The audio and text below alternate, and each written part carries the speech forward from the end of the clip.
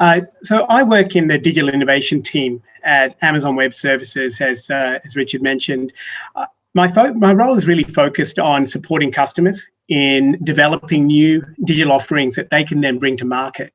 So today I'm delighted to be here to share with you how Amazon thinks about innovation in a changing e-commerce landscape. So as with everything in Amazon, we like to start with a little bit of data. So let me share a few data points with you as we kick off into this. So as we've seen with COVID-19, there's been a real drive and boost in e-commerce as consumers have looked to flock to online for their daily needs. In the US, we've seen this boost really starting from March 2020, contributing a 42% growth to online sales year on year compared to 2019. And we've also seen a shift to BOPIS, so buy online and pick up in store, as shoppers are looking for safer ways to engage, to go shopping, or even to stop or reduce shipping delays. Now, ultimately, that's contributed to a 67% year on year growth in that space. The real big takeaway here is that digital commerce is now more important than ever. And we need to start to cover and continue to cover web, mobile, voice commerce to keep up with consumer demands. The pandemic has really accelerated adoption and permanently changed the way people rely on e-commerce. One of the big things that we've noticed and that we've continued to notice through our entire time at Amazon is that customer needs will always continue to change. And we don't yet know what the future holds. However, the way Amazon looks at innovation in e-commerce, in fact, the way we look at innovation around customer needs in all of our business units has not changed at all. So understanding this will help you understand how we look at the future of e-commerce.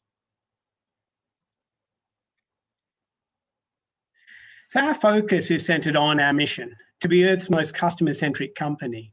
Now, the words that make up that mission are important to us, but they're also very deliberate. Now, at first glance, when you look at it, they might not seem specific to any market segment or customer group. In fact, our customers are worldwide. They include consumers, sellers, content creators, developers, enterprises, and much more.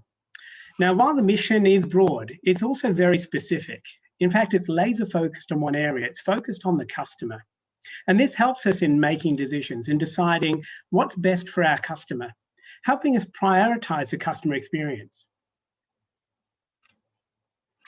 Now, our own journey at Amazon reflects this customer centricity in the way that we've innovated on behalf of customers. As many of you know, we started in online books. We expanded to other categories, DVDs, CDs, and now we offer cloud computing with AWS, the division that I'm from. And then also hardware devices like Kindle and Echo. We're in TV with Film Production Studio, and we've got physical stores with Amazon Books, Amazon Go, and more. Now, this represents a really wide range of businesses, and you might wonder how Amazon got involved in each one of these. Well, it really starts with how we innovate around customer need and on behalf of our customers. The common thread here, though, is that all these businesses started with a customer need or pain point, and us working backwards to invent on the customer's behalf, even in areas that were outside the scope of our core business. So we take a very long-term view to growth and innovation. So it's not just thinking about what customers are wanting to do now, but what they'll continue to do into the future. And we innovate around these needs that will remain stable and durable over time. So we find growth in innovating around these durable needs by using them to sustain and to fuel sustainable self-perpetuating cycles that we call flywheels.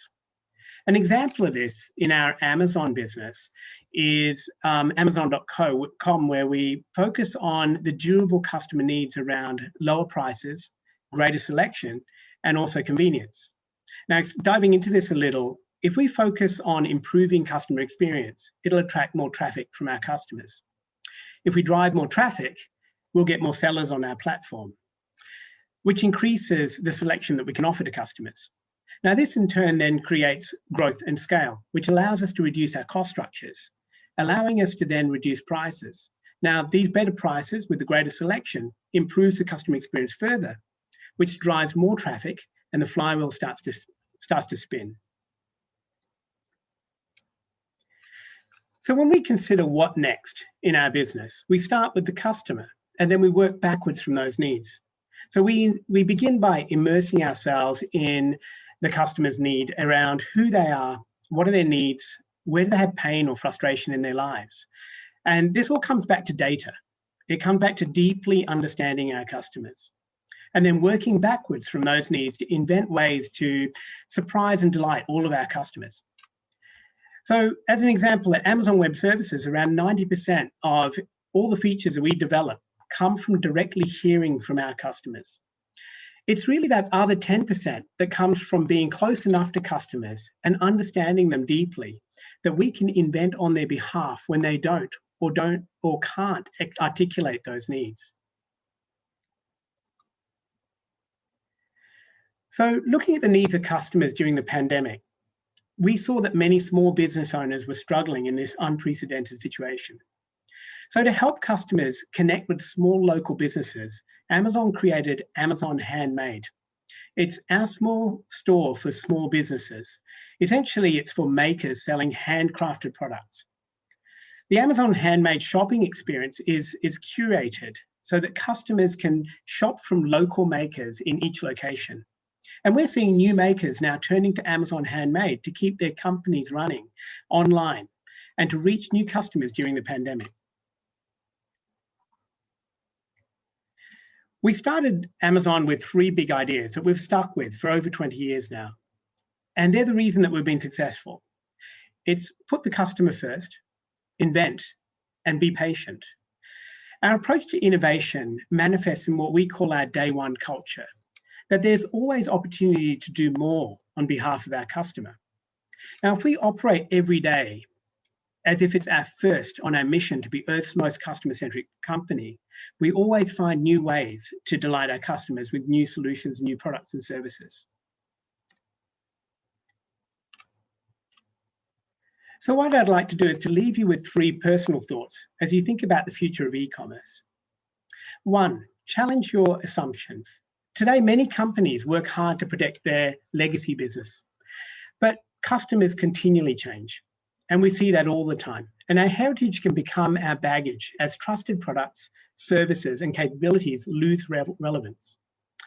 Leaders need to reinvent their businesses, but very few have the opportunity to abandon everything and that's diminishing in value and move forward with the things that really matter. But striking a balance in this area is key. Secondly, win every micro moment. Now, this is really about trust. Today, companies optimize the parts to purchase. So when we look at the future, this is challenging this linear journey. Loyalty may not even exist in the sense that it does today, and companies need to continually adapt what they offer, when they offer it, and at what price for each consumer in each micro moment. And finally, master your ecosystem. So choose your battles. New technologies, business models are disrupting the kind of supply chains that companies have relied on for many decades. So consumers now expect a higher level of control, customization, services, and it's increasingly difficult to meet those expectations in a way that's profitable. So leaders need to anticipate these changes and work out what they should run versus outsource. So identify where you can add value the most. And what does that mean for the capabilities that you have there today in your business? So with that, I'd like to thank you for your time today, and I hope this has been a valuable insight in how we think about innovation at Amazon.